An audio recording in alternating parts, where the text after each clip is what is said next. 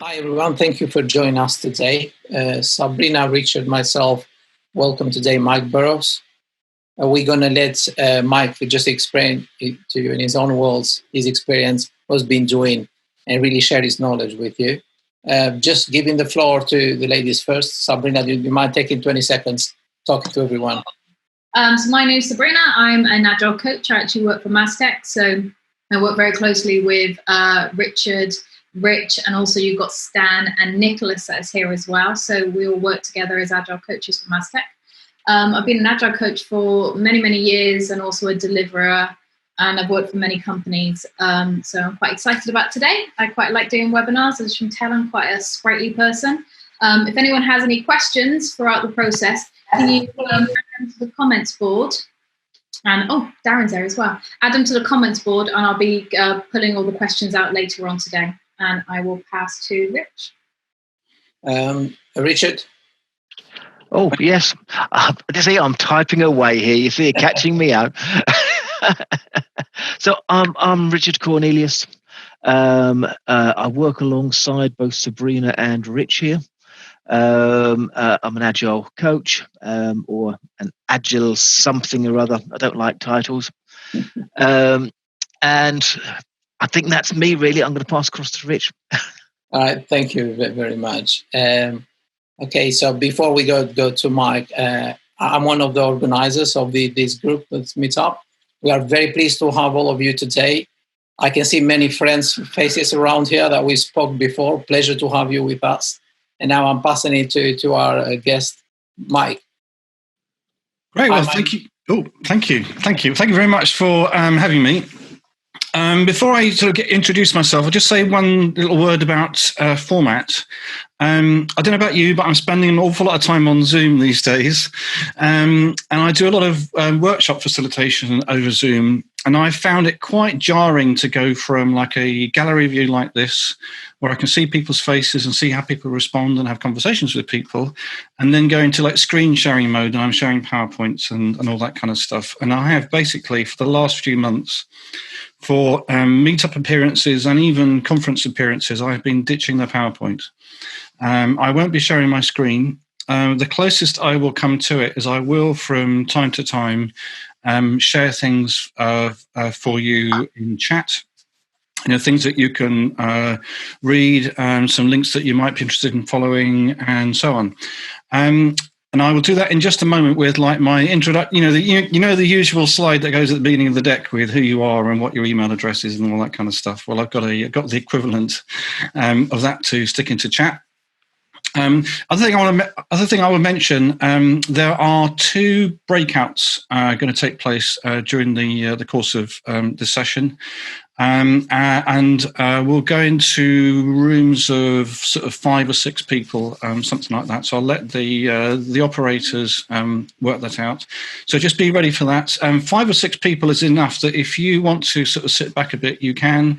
If you want to, get stuck in there, you can as well, knowing that it's just a few of you, and it'll be fine and it'll be fun.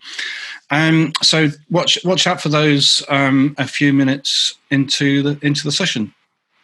If we were doing this, we've all been talking about sort of geography, where we're from, that kind of stuff. If we were doing this in person, we'd be in Leeds, I think. Is that right? Now, Leeds is just up the road for me. It's about an hour up the road. I'm in Chesterfield in Derbyshire, on the edge of the Peak District, lovely part of the world. Moved there in 2009 after a career in one of my multiple careers was 10, 12 years working in the city. So I left in 2009 at the height of the credit crunch, as a lot of people did, and I was actually very happy to leave London and essentially move to the countryside. My background is mainly in software development as a developer, then as a manager. I've been a CTO, I've been an executive director in that investment bank, and then for the last 11, 12 years as mostly an independent. I've done some things with other people, and I've worked as an associate. There was a joint venture for a short period as well. But mostly as an independent, and also a writer. So in 2013, just kind of where it all started. I'm just going to put this slide into chat. In 2013, it started like New Year's Day holiday. I published a blog post introducing Kanban through its values. And I took the principles and practices of Kanban and abstracted a model of 9 values from that. And this blog post went just ballistic. Even now, it is one of the, even in 2020, it'll be one of the most read blog posts on my blog this year, even though I do nothing whatever to promote it. I'll mention it now, but I do nothing to promote it. But it really took off. And it was like, I had a new sort of more humane way of explaining Kanban that wasn't about sort of just about the tools and the practices and so on. And that became then the heart of the Kanban from the Inside book, which I published in 2014. And that's how I've got to know so many people, quite a successful book.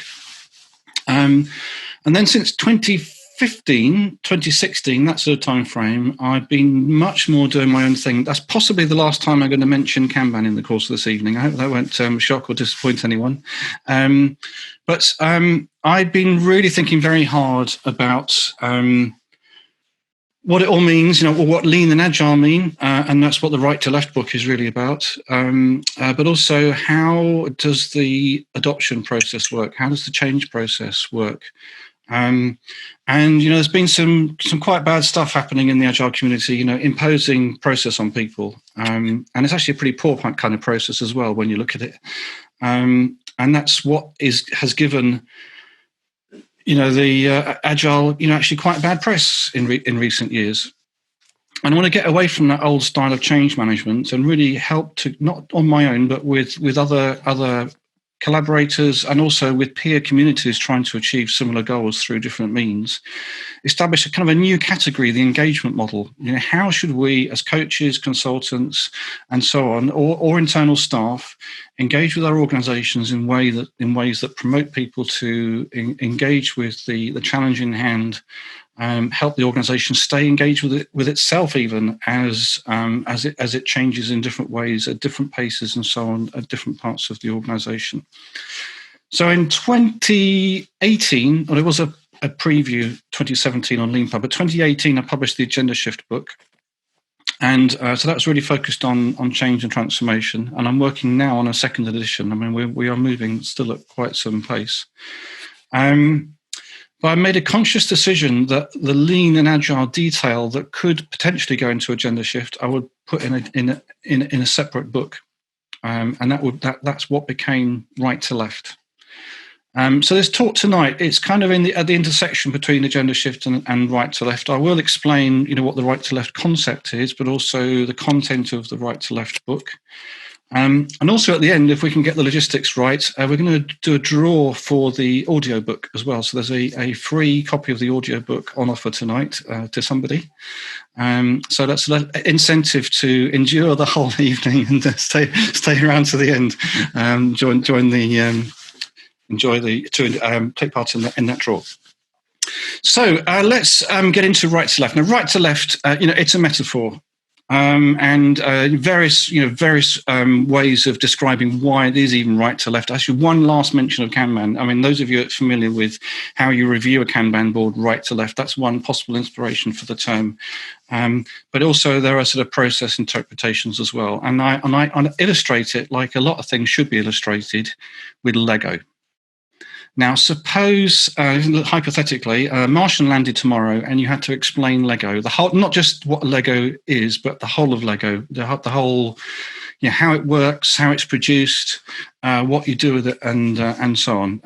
Lego in its entirety, the Wikipedia page for Lego, you've got to explain to a Martian. Now, where would you start?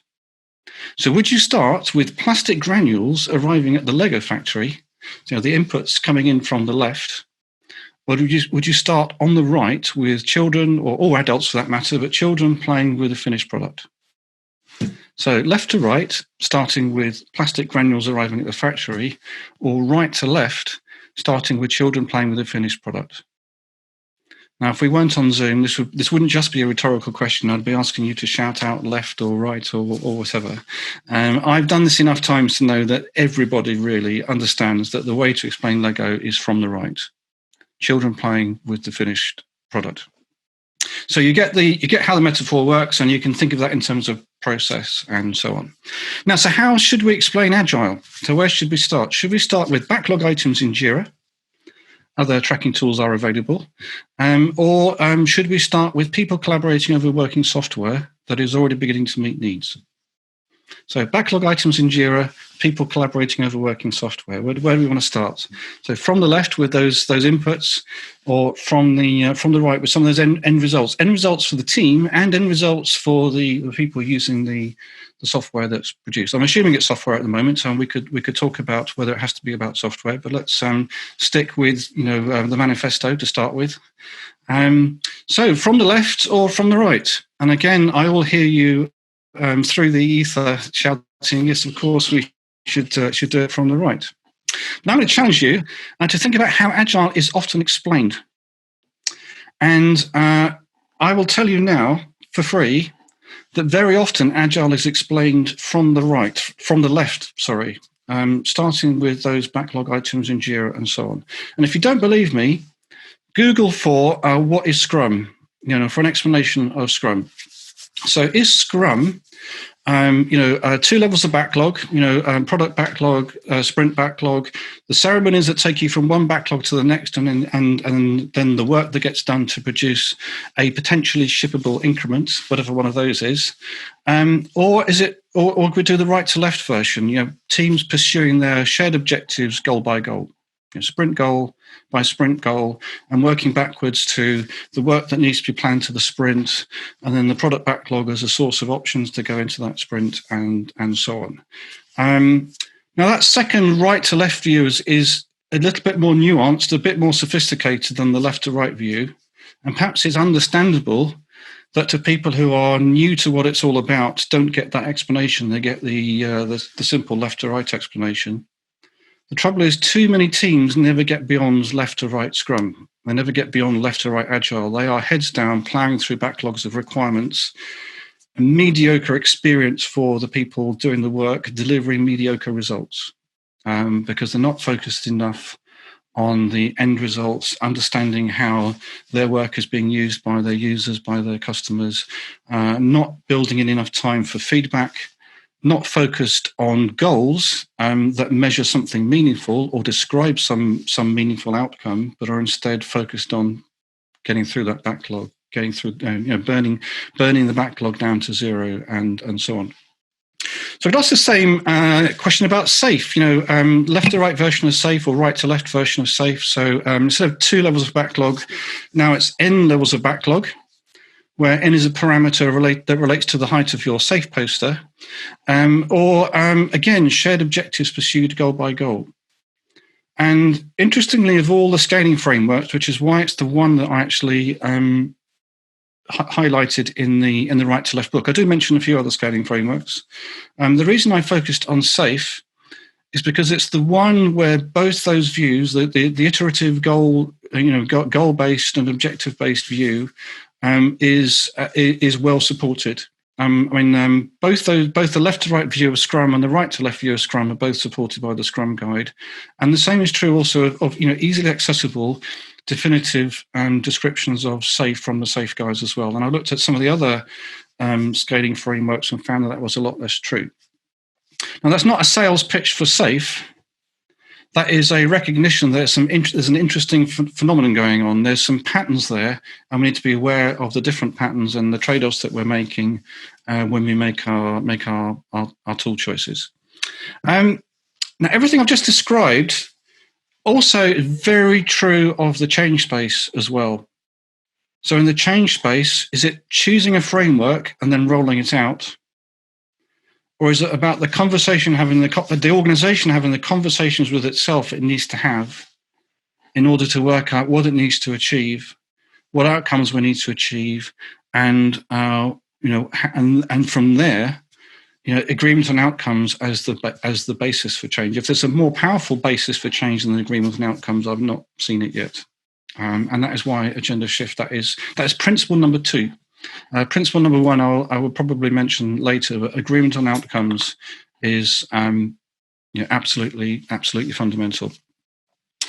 So you've got a little bit of background to right to left and to Agendashift there. And we're going to drill down on that right to left version of Agile. In the back of the right to left book, there's an appendix called My Kind of.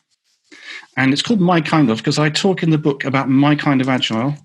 So my kind of Agile being people collaborating over the rapid evolution of working software that is already beginning to meet needs. A bit of a mouthful. But you get this. It's about teams. It's about collaboration. It's about understanding with the customer what the customer needs. Actually verifying that the customer is getting what they need, that it's working for them, and any discrepancy there being fed back so that the product improves to better meet the needs of the customer. So we're going to focus for a moment on that statement. You can follow the link to see some other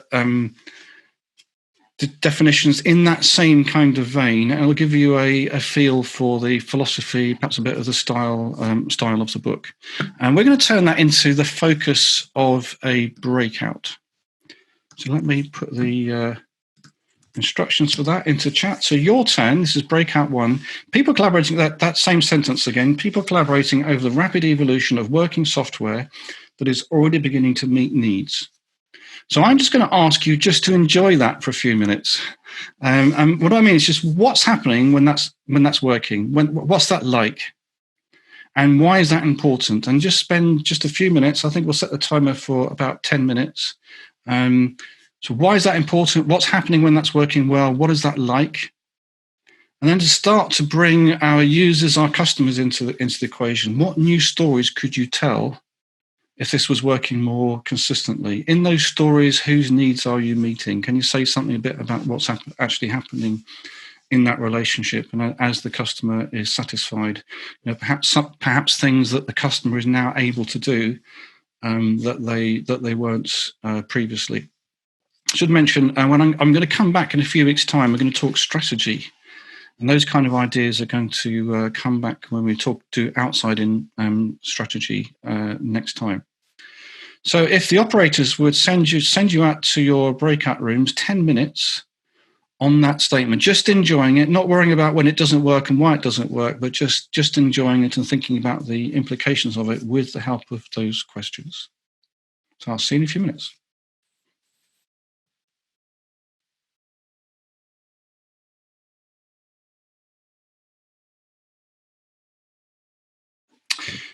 So I hope you enjoyed that. I just want to say before we move on that it's very easy to sort of underestimate the value of those sort of reflective kinds of exercises. I mean, we take a lot of this stuff for granted. You know, those of us who've been doing Agile for a long time.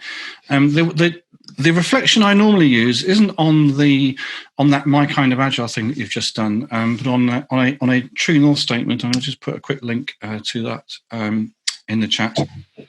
I remember quite early on doing this. I had a team of people. They weren't even technologists. They were, people like project managers and courseware designers and various other other people, and a non-profit. People very bought into the noble purpose of their organisation. As a well-known, I won't name them, but well-known, very respected organisation, and they spent something like 20 minutes on reflecting on this true north statement, and they kept asking for more time and more time and more time. They were just enjoying it, despite the fantastic work that their organisation did.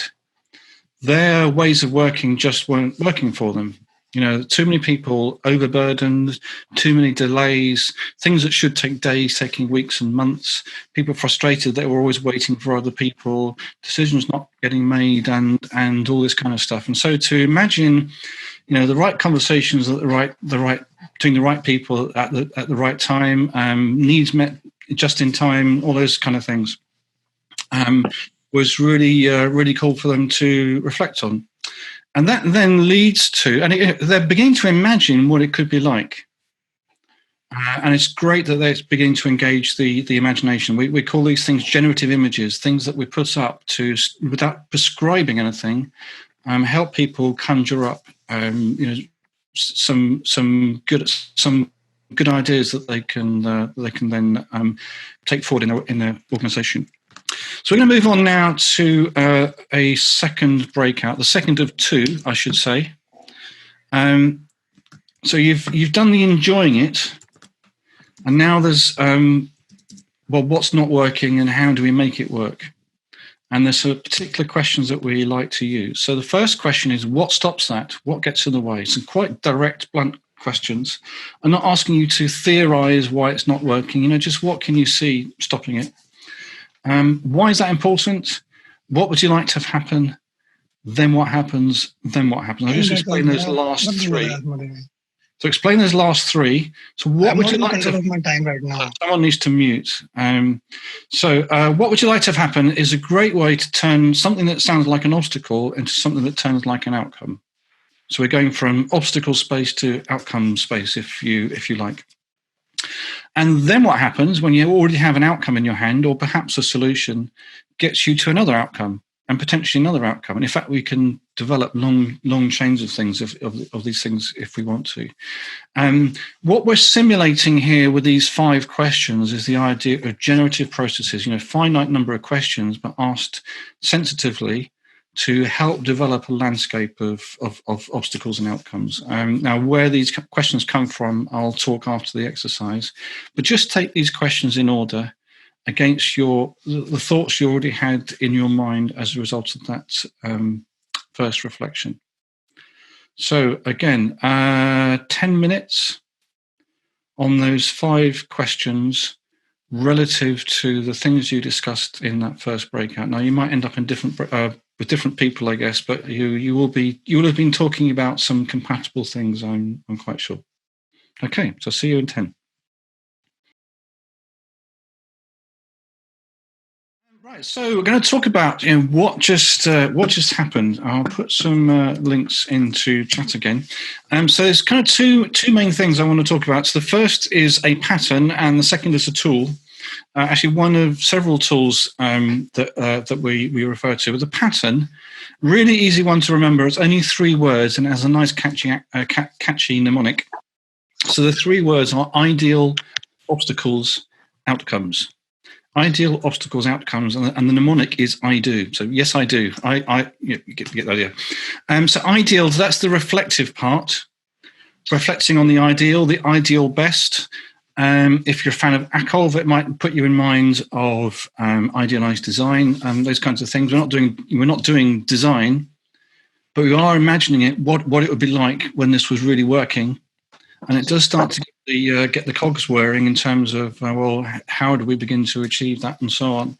Ideas that we'll take forward later. The obstacles part, that's very, very generally very straightforward. I mean, the easiest way to get obstacles is just to ask. What stops that? What gets in the way? You can do more elaborate things to get obstacles. I mean, a lot of retrospective tools are about getting obstacles. The liberating structures TRIZ exercise is another fun way to get obstacles. But just asking is often the simplest way. And then turning obstacles into outcomes. And we have 2 main tools that we use. So the first one is from Solutions Focus, which is one of multiple bodies of knowledge now embraced by the coaching community that has its roots in therapy. So Solutions Focus Brief Therapy is the origin of the miracle question. Suppose we took that obstacle away without you knowing in the night. What's the first clue that you would notice that something interesting has happened? That's a variation on the miracle question. And we actually use that question in our workshop because it helps us it might seem a strange thing to need help with, but it helps you to think small. To go from an obstacle to the first kind of outcomes that you'll notice. And when you start thinking small in terms of outcomes, you can start to think about, what kinds of solutions would help bring those outcomes about. Kind of the key insight of Solutions Focus, in fact, is that many of those solutions are probably around you already. Maybe some people are experiencing that outcome already, and perhaps we can share some of that around, or perhaps there are things that you can borrow. And the other key tool that we use is clean language, and this leads me to the second link here. So 15-minute photo is our clean language inspired coaching game. And what would you like to have happen? And then what happens are two questions of 8 on the cue card for that game. There are other tools that we can fit into this kind of framework as well. So challenge mapping is another. So what stops that, and why is that important? You can think of as coming from challenge mapping. And I wouldn't use challenge mapping at this stage in the process. During the ideation and process, coming up with ideas for how we're going to achieve these things, challenge mapping can be brilliant. And you capture the outputs from challenge mapping not as outcomes, but as how might we. So if you've seen like the design sprint people sticking how might we stickers up on the whiteboard, they might be using that with challenge mapping. Challenge mapping is interesting because it kind of takes us back to the ideal. We ask, why is that important? You quite often get back to important things, questions of purpose and mission and empathy with your user, empathy with your customer, and so on, or things that are important to you as team members. So this I do pattern, ideal obstacles outcomes, I'm going to keep repeating it because it's really helpful. Just makes it so easy to understand how you can use some of these coaching frameworks and integrate it into your work as a coach or consultant. And I put those two kind of together here. They're coaching tools, but I believe they're coaching tools that every consultant should know also. I'm a big believer in whole systems consulting, actually getting the whole organization involved, people talking to each other. And that's the real magic, actually, of 15-minute photo. It's not me asking the questions as a facilitator. It's as you did in the breakout rooms, it's you asking the questions of each other. You're practicing having conversations about outcomes. This has the potential to change the language of the organization, to change its discourse, as the OD people like to say. So there's some really powerful stuff there. And if you're working with people that can only think in solutions, then what happens will take you from solution to outcome, and that's a very different kind of conversation. And it's a much healthier question to ask than why. When you ask why to someone, and you're asking them to justify themselves, asking them what happens.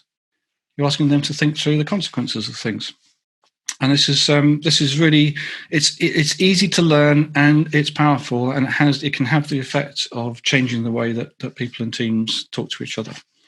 So that's the I do pattern and 15-minute photo, and I encourage you to take a look at both of those. So that's the exercise is done with. Just to finish the session. I'm going to call them slides, but things I'm going to put into chat. Two things on right to left. So right to left, the concept, and right to left, the book. So that's really honouring the title of the talk. So right to left, the concept first. And it's very simple. And if you think back to the Lego example at the beginning, plastic granules or children playing with a finished product. It's about ends before means. Ends before means, I've gone and deleted my text. Ends before means, outcomes before solutions. And then there's a practical processy things, meaning before metric, measure before method. What we mean is, a lot of you are looking at OKR at the moment. I'm hoping you're doing OKR not by starting with a numeric target, 10% more of this, 5% less of that. And actually you're exploring meaning, why we're doing what we're doing, how we would like to do what we're doing better, what do we aspire to, that kind of thing. So making sure that when we are, properly exploring real goals, meaningful objectives, meaningful goals, and not doing, the discredited kind of management by objectives. But this metrics thing, the measures thing, is actually quite interesting. When you understand how things are measured, and how would we notice that something is working? How would we measure that something is working? Those can also drive solution ideas as well, and it's worth exploring some of that. It's worth asking, how would we know if we've done too much of this? And how do we know that we're getting into dysfunction and things like that as well? And you start to then think quite seriously about what we're going to monitor, how we're going to govern all this, how we're going to guide our ongoing work, and so on. So that's 2 MBM, meaning before metric, measure before metric. And lastly, I'd mentioned principle number 1, and principle number 1 is start and finish with needs. So we're starting with conversations about whose needs are we meeting, what are those needs, how are we going to meet those needs, how will we know when we are meeting those needs, and so on. And then making sure that everything we do is focused on that, on understanding what's really happening at the customer, looking at what's really happening, and making sure that our delivery work leads up to that. And that gives you it's a very different change of focus. Instead of focusing on the backlog and getting through the backlog, we are starting from the right-hand side all the time. This really is genuinely right to left, and making sure that everything else that we do leads up to that, and realigning our process to do a better and better job of that. Focusing on learning as well, really understanding what our customers need, really understanding how we work, opening ourselves to challenge some of our assumptions about both of those things as well. And you start to really get serious about learning. And kind of the jokey version of that is my definition of done. So the link agendashift.com/done has that, my definition of done. Someone's need was met. And I joke that's the only definition of done that you'll ever need. It's deliberately provocative. It deliberately doesn't work for some people, but most people get the joke. And I stand by it. If you're not meeting needs, well, what's the point? Is really how I would like to put that. So that's right to left the concept, right to left the book. I'll give you a little kind of a press return on that. Right to left the book. So 6 chapters long. It's not a very long book. The audio book comes in about 5 hours, I think. So if you stick around to the end, you might win the audio book. So 5 chapters, right to left of the material world, and that's actually introducing lean. And we're thinking about flow and all the other things that we associate with lean, the principles and those kinds of things. With and I kind of look at, I'm really celebrating lean, for all that it's brought, all it teaches us, but also a little bit of a health warning. Take lean, in particular, lean production too seriously in the digital space, or too literally in the digital space. It can be very misleading. Digital things, conversations, all these virtual things, all these social things, they work a bit differently to the way that a factory works. And in fact, I think a factory is actually quite a dangerous metaphor for product development work. So I caution against that. But at the same time, I wholeheartedly celebrate that piece of work. Then in chapter 2, Agile. And referring very much back to the Agile manifesto, I said at the beginning of my talk, we're talking about software here because the manifesto does. I do clearly a lot of what we've learned in the Agile space generalizes to things that aren't software specific. But I think it's also important to honor your sources as well. And also to understand that Agile isn't just a derivative of lean. I was listening to Alistair Coburn talking about this the other day. Some of the signatories of the Agile Manifesto, were steeped in lean, but many of them weren't. And Alistair says he really wasn't. So I like to celebrate Agile as a separate body of knowledge, but one that's very complementary with lean, and hence lean Agile, celebrating lean and Agile separately and together, and really being respectful to each of these bodies of knowledge. And I take that same kind of attitude later in the book. And we start chapter 3, patterns and frameworks.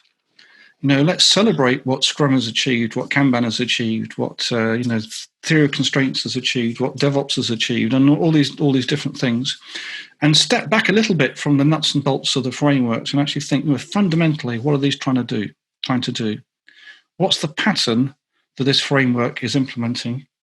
And then what happens when we start to combine these patterns in interesting ways, and you start to create a working environment that actually works for the people doing the work and helps deliver great results for its end users.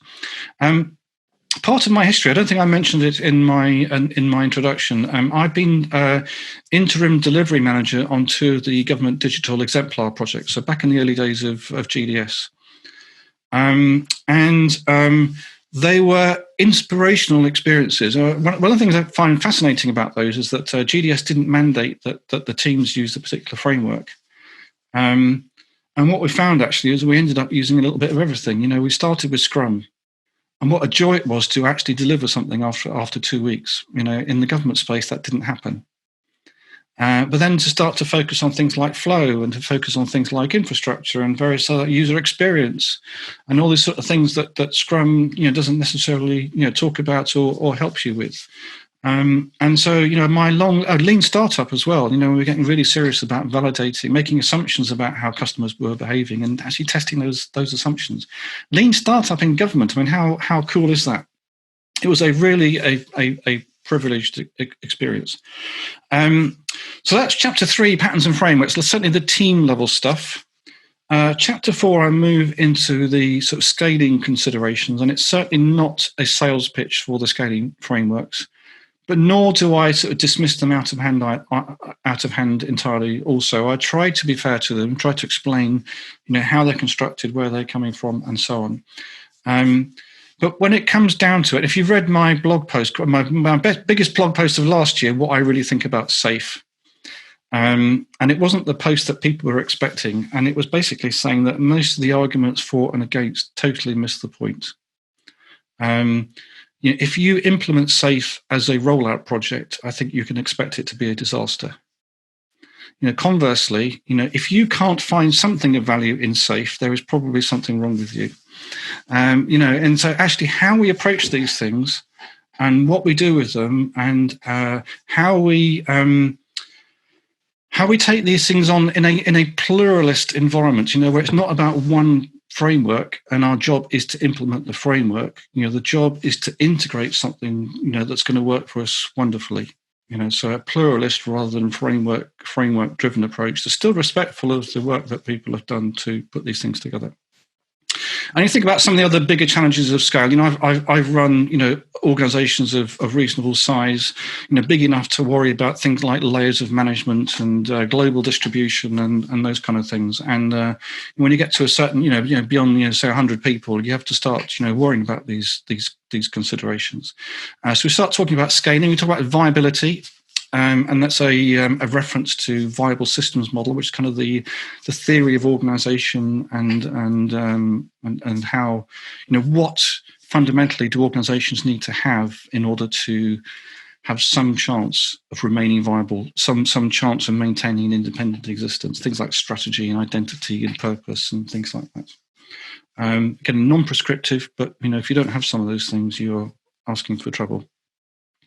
And the last 2 chapters, outside in and upside down. So we really are raising the bar in terms of organizational stuff. So outside in is strategy and also things like service delivery review meetings and things like that. So the biggest scale organizational patterns. And chapter 6 is upside down, servant leadership in the inverted organization. What does a supportive organization look like? What does that mean to us as digital leaders? So that's the book. Chapter 5, outside in, is the basis of when I return in a few weeks and we talk strategy.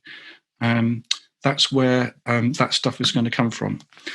So that is right to left. That is me just about done. I'm going to my last slide to paste is just the how to connect, how to join the various communities. There's a Slack group, LinkedIn group. The various events that we've run, how to join the mailing list, and a final link to the books. We've got the draw to come. I think we have a few minutes available for questions as well, and I'll be delighted to take questions. I don't think we encouraged you to put them in on chat. No, so we have a couple of questions in on the chat. Oh, you do? That's good. We would love some more questions. Mike has said he actually likes the hard questions. Well, the challenging questions are not the challenging ones. Yeah. The first one we have is from Matt Evans. So, yeah. I want to know the answer to this as well, Mike. Go on. Why hasn't Kanban from the inside been converted to an audiobook? Matt, if you can come off mute, you might be able to add to that.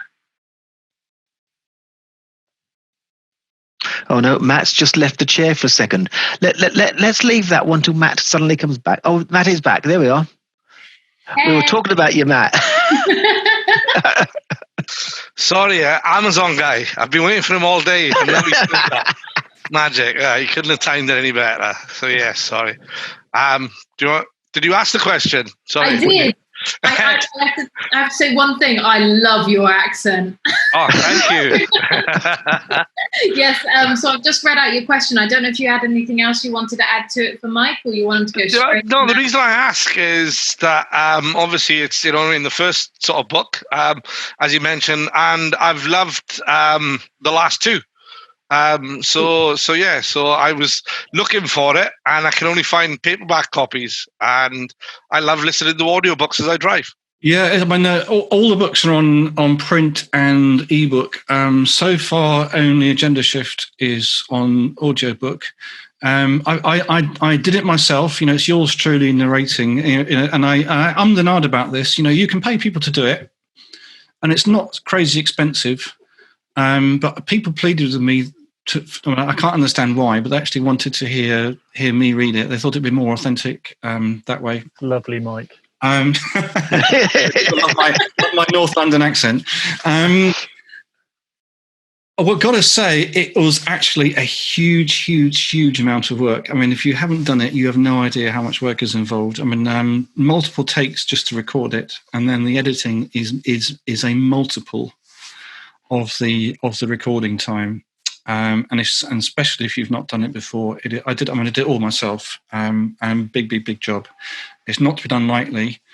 For the Agendashift book, much more important that I get a second edition out. Agendashift isn't just me. I've been trying stuff, all the time, trying new things, but we've got a community of people trying new things as well. And we've been spurring each other on, and it's important to capture that in a second edition.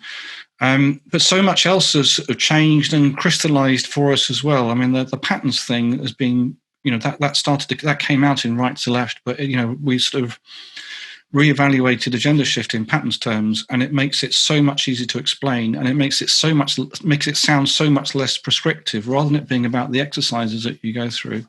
Now, here's a simple structure: ideal, obstacles, outcomes. I do. And you start to think about all the different generative questions or coaching frameworks and so on that you can plug into that structure. And we're doing the same thing with the later chapter. So right to left strategy deployment, describes the later stuff. And then the kind of bridging the two worlds is mapping.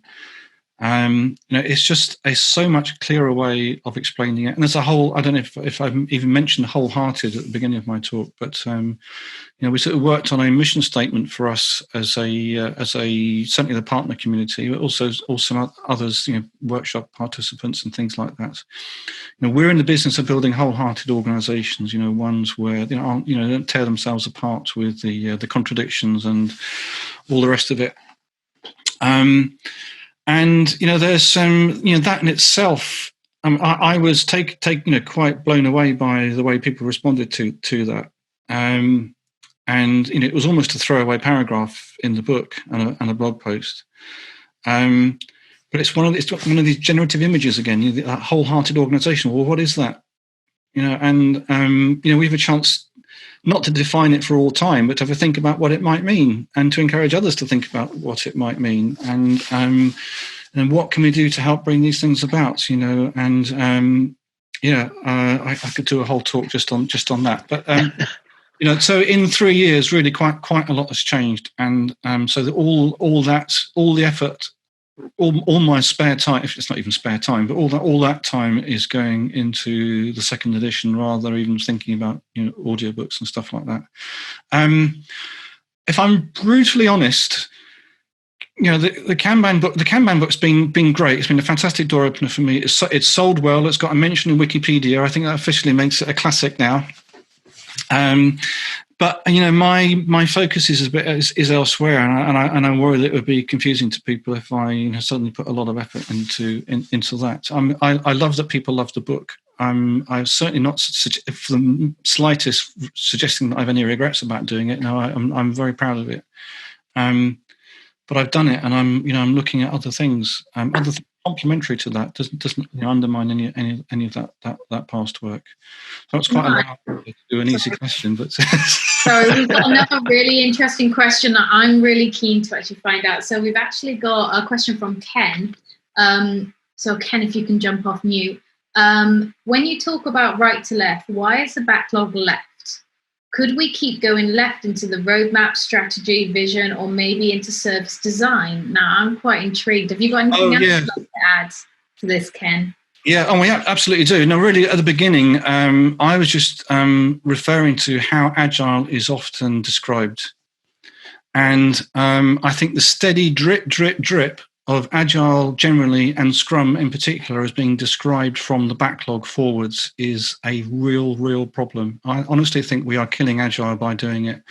Now, Agile was meant to be, a paradigm shift. I believe it was meant to be that.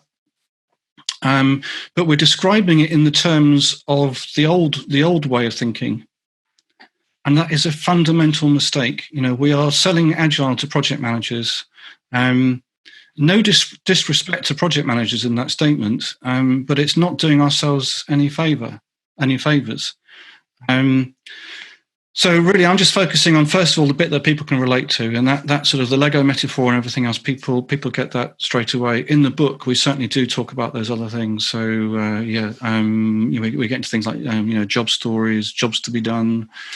Story mapping, big fan of all those things. User research. I mean, if you've worked in government digital, you know that certainly when I was working in government digital, it was pretty much mandatory that every team had a user researcher. That's pretty much a full-time role. I think you've got to give the government some real credit for being really serious about user needs. They were strategic about it. They had a stick as well. If you couldn't demonstrate in your service assessment that you were serious about needs, understanding them, responding to them, evolving over time as they change, which they do, then you would fail your assessment. I don't know how that works now, but I honestly think that was powerful stuff. And as I said, it was a privilege to work that case. I'm seeing in the chat that user research is still a big thing. So Sarah Slack, I actually know personally. She's actually part of government, and I've actually worked in government as well. And you're 100%. It's extremely important. Yeah, so on Carers Allowance and Find an Apprenticeship, and Carers Allowance got some fantastic press. That was a really wonderful project, and actually Find an Apprenticeship also is where I tried out some of the stuff the outside in service delivery review, which is in chapter 5 of Right to Left. I did for the first time at the Skills Funding Agency as it was then. That led to then outside in strategy and things like that as well. So just fantastic to have the opportunity to try these things in that kind of environment. Ken, did that answer your question? We're both doing it. I didn't promise short answers. I guess to paraphrase Mike, saying that it doesn't start with the backlog, and actually it does start much further left. Starting with the backlog. So thanks. Starting is the problem. I've had the GDS indoctrination as well, and I would definitely start from user needs. So thanks. I kind of borrowed start with needs, and for the second edition, it starts and finish with user needs. Emphasising the need actually to work backwards from that point of validation, not just to have conversations about user needs and then create a backlog and plow through that, because you'll deliver rubbish. That was the old way of doing it. But often, even if you do go to the left of the backlog, in a lot of organisations, you're often starting with a bright idea from a senior person who's backing a project. Yep. Not with user needs. Yep. Right, sorry. I was just taking a gulp then. Bad time. We've got one more question, actually. Okay. So are there any good case studies of right to left working well, and could it be shared? With colleagues who need some practical examples of where companies... Right to Left isn't a new framework. It's just bringing together fantastic experiences like those experiences in government digital but also some older experiences. I've worked in an investment bank. I've been a CTO in a startup. And when you've been around the block enough, and I'm old enough to have been around the block a few times, you recognise when something's great and when it's not so great. And the trick is to try and understand what really explains the difference. And what's been very interesting about the last 20 years is I think we have a much better idea of it's kind of the theory of what makes things work and not work. Some of that's to do with process, but some of that is to do with much more social things as well. And I think it's a really exciting time to be working in this, where that stuff is blending together in the way that it is. Mike, we've got another extremely important question. You ready for it? Yeah. You're going to have to be fairly quick as well with it, Mike, because we do want to give your book away. You've got 2 minutes to answer this question. When's the second edition coming out? 1 minute. 1 minute will be plenty. I'm not actually quoting dates yet, and I'm pretty sure it'll be next year, not this. I'm going at the rate of weeks per chapter, and I've just sent out chapter 1 for review. So, it's 5 chapters in total. So, yeah, I think that takes us into 2021. Thank you very much, Mike. Righty then. Do you want to... Okay, Richard, I'm going to pass. So, I'm going to post the same Miro link we had in before. And we're going to hunt for Mike's book. A minesweeper. Yeah. So Scott's going to like this, because this is buried pirate treasure. So let me share my screen again. I approve. Know your word. When did we get the lollipops? That's what I want to know. The lollipops, did you say? Yeah. Oh, everyone, do you know what? There's a little hidden secret. They only go from the back, not to the front. So all the at the back. Okay. So on the Miro board, when you joined in, there was the 2 maps. And I'm going to briefly mention here again, if you haven't put your place on the maps, please do so. Celebrate where you are. Yeah. But underneath that, right, we have a green map. Now, somewhere on this green map, Mike has placed his right to left audio book. Right? I don't know where that is. We're not allowed to play. We've been right. So I want you to put a comment with your name on it on where you think in the world Mike has decided to place his audio book. Okay, off you go and do it. Yeah. Oh yes, and myself, Sabrina, and Rich are not participating in this. So Mike, Sabrina and Rich were saying to me that they want a copy of it. So I'm throwing that out so they don't have to. But yeah, I'm not expecting you to answer online. I will let you all know. I wrote a little Python one-liner to generate the coordinates. So it is completely fair. It could be anywhere on land or sea. Uniform distribution across the whole grid. You're making it difficult. Not that I'm a nerd or anything.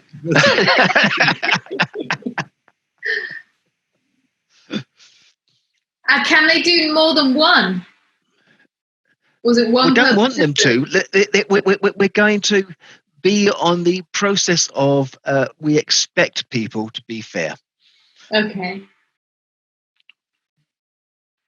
I like that. We're optimists. Yes, absolutely. So once you've done your placement, if you can just go to the bottom of the board or take yourself off of the screen, off of the map, then we know when everyone's done. I do love Miro, watching everybody fly about. Yeah.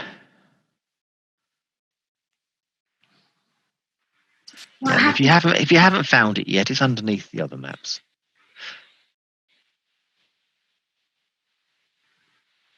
And if anyone's struggling, please shout out so we don't end it too early. This is a wonderful game, Richard. Well done. Thank you. You can see what we do when we're doing online coaching and training with Miro. It's absolutely amazing. makes a change from the usual just watching a call. It's fun. Yeah. Is this officially the world's largest donkey? Yep. Because it's pinned the tail on the donkey, isn't it? Stan, we'll do it tomorrow, but we'll put one of our team members' face on it. Yeah, we can do battleships next. Yeah, that's a good idea. Yeah. Stan, tell us where your sticky is, and we'll take it off for you. I'm stealing the battleships now. Yeah. Okay, we're going to give you about another 30 seconds. Shout if you haven't had the opportunity.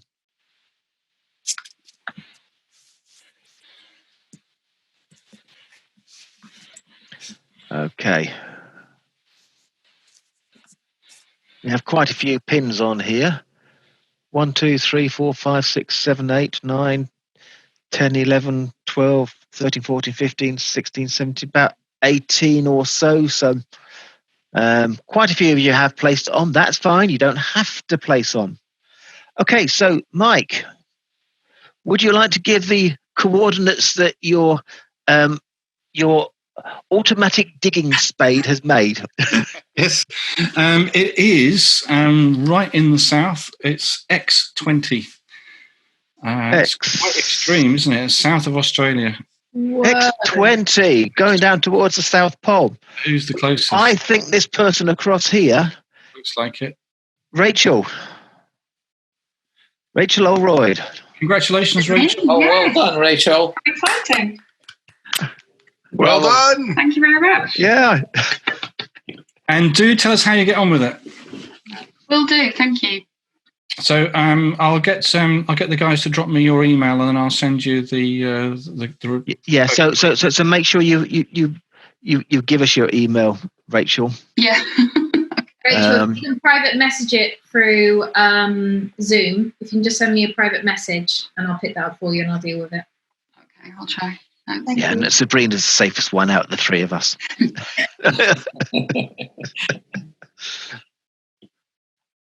Okay, everyone, have you had a good time this evening? Good, thank you. Does anyone have any feedback for us? Because obviously we're going to be running quite a few sessions. So does anyone have any feedback that you can give us to make improvements for the next session? Or anything that you didn't actually enjoy that we can make sure we can do again? And I'm going to be back, so I'll be listening to this feedback as well. Yes, back in November. I really enjoyed it. The map was a good intro. Good. We like Good. that. That's good to know. I like the breakout element. Thought that was really good. The only little bit of feedback from me, having lots of children at home, I could have done this in the middle of the day when they were at school. We are prioritising Agile and Agile ways of working. So I appreciate some people work during the day and would have struggled, and time zones and everything. But yeah, it's been a bit of a challenge for me having to hop on and off. That's good to know, Sarah. We've potentially got...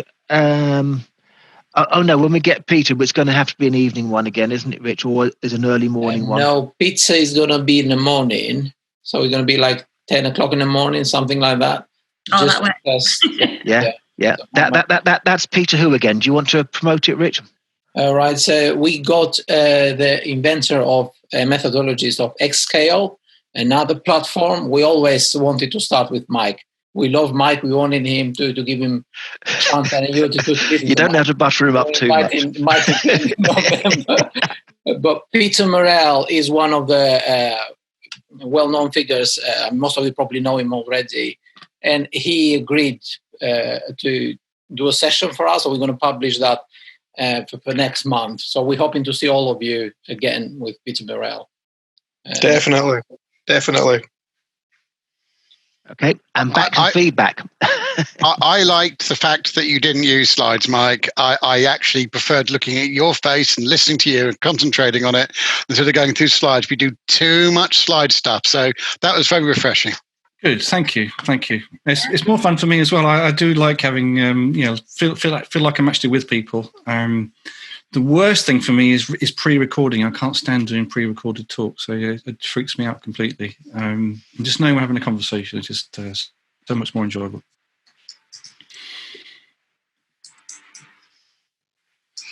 Right, I think. Okay, so thank you very much, everyone. The Miro board's going to be left open for a bit, so if you want to wander around, click on other people's comment links of where they are. Say hi to them. Say hi to people you know. Say hi to people you don't know. Make new friends. Right? Let's make this a bit more of a global thing. Actually, talking of global, Scott, I'm going to offer you a very quick stage here. We're not quite at past. And you're on mute. All right, really quick one here. Coming up to the 20th years of Agile, and a huge amount of things have happened since Snowbird and the Manifesto. So we thought we'd have a festival, and I think we've got enough agreement to have a festival. And what does a festival mean? It means that you can come along with things that you want to celebrate, things you want to do, retrospectives, local retrospectives. We're going to have retrospectives with all the meetups around the world. And we can feed that back into a central information repository. We can also record a lot of oral history and a lot of the kind of the hidden history of Agile, and also where we've got people that have got a lot of body of knowledge. Why don't we try and pull it all together and then hand that over to a university like Harvard or Cambridge, so we can actually have the Agile body of knowledge in perpetuity. So to do the festival, we actually need a team to run the festival, and at the moment we are looking to recruit some people for that. And once we've got that, then we're going to open for registration for events. We're doing that from November, and then we'll be aiming to do things right across February. So it's really like the festival will run for a month. It'll all be online because we're all online. It is global, and it's going to be huge fun. What do you think, Richard? Oh, it's most definitely going to be fun. Scott, what Sabrina, what's going on? Perfect. Yeah, what I know about Scott, I'll answer Scott first, Sabrina. is he loves to ensure that we have enjoyment in things. There's no point having life and doing things better, more effectively, if we're not actually enjoying it. So this is a big part of this is actually bringing the Agile community together, trying to actually change some of those rifts that have occurred as people have tried to commercialize it, and actually say we're all trying to do the same thing. So I think it's going to be a fantastic event. And Sabrina, I'll pass your details on to Scott. He would love your abilities to help out. Scott, you strike below the belt, sir. I came from XP. We're over 20 years old. So you know what? There's a lot of history there. There's a lot of there's crystal methods that came out that Alistair did. There's the XP work.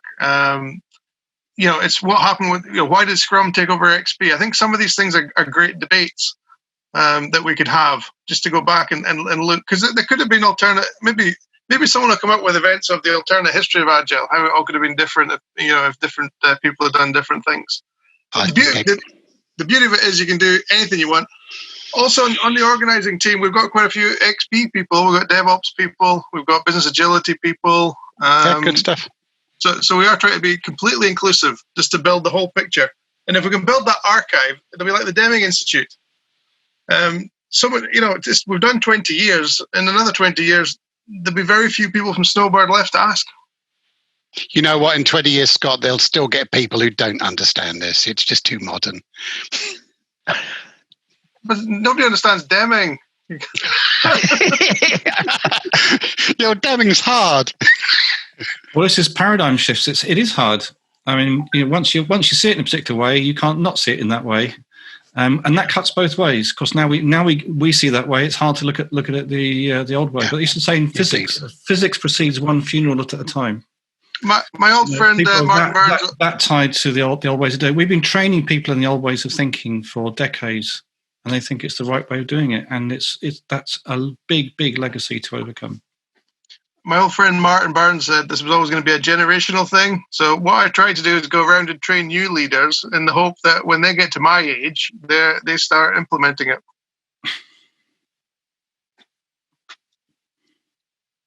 That's a good thing you're trying, Scott. It's a good idea. Thanks. Watch this space and come and build something. Oh, the last thing is we value collaboration more than conflict. Yes, we also want diversity. So Scott is a male in Scotland, right? This is a global item, right? So we want everyone from around the world, all beliefs, all genders, all wherever you come from. You know, it's not. We don't want it to be from one person. So yes. Yeah. So there's tons of information on the website, and there's a bit there that you can send me an email. I'm calling myself the festival director because it sounds like a fun title. I'm going to say Scott's a minority. He's a pirate in Scotland. Don't have too many pirates up here. I've actually got a slide that said, I thought this up, and I thought because from an idea from Craig Coburn, and we're too old, white, and agile coachy. We need more people. Right. Well, on that note, I think our time is up. So thank you very much for everybody for joining us. Thank you, Mike, for taking Thanks, Mike. Well, and hopefully for having me. We'll go soon. Fantastic session, Mike. Pleasure, everyone. It's been wonderful. Thank you, everyone. Thanks a lot. Cheers. Bye. Bye.